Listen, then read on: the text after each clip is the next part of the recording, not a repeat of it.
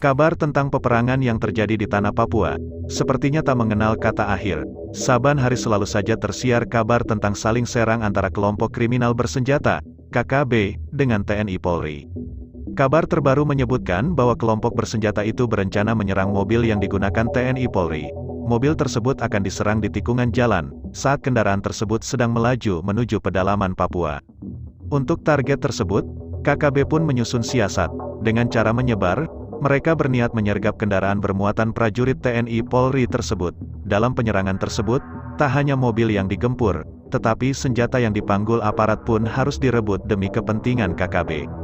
Olehnya, di bawah kendali komandan operasional, KKB lantas menunggu TNI Polri dalam jarak yang super dekat.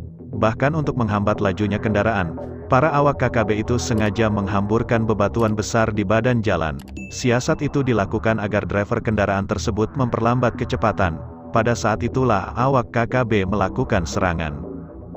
Serangan awal itu bertujuan untuk mengocar-ngacirkan konsentrasi prajurit TNI Polri dan memudahkan KKB melepaskan tembakan. Pola serangan itu diyakini akan efektif, sebab para penyerang adalah penembak jitu andalan KKB.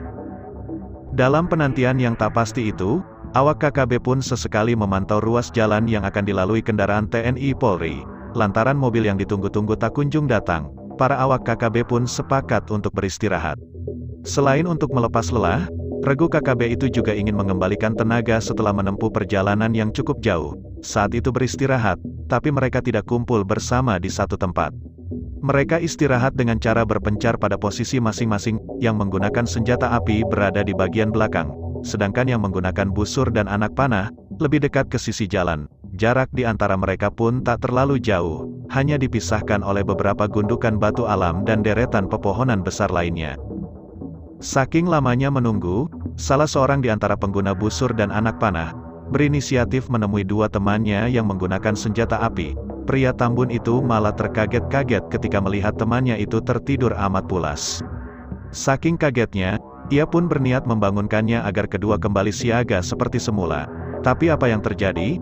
Saat menggoyang-goyang tubuh temannya, ia tak mendapatkan respon sama sekali. Betapa kagetnya, karena ketika sudah dalam posisi duduk, leher temannya itu tak lagi bertulang.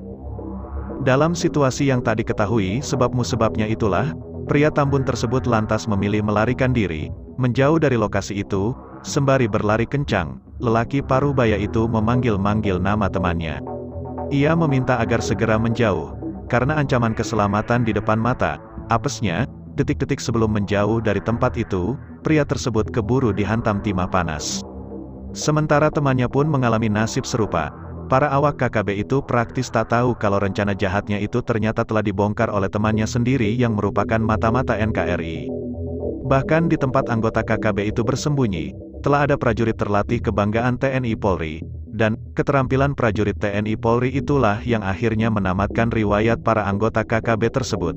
Kelompok teroris itu bukannya menghembuskan nafas terakhir karena letusan senjata api, tapi karena keterampilan tangan aparat terlatih.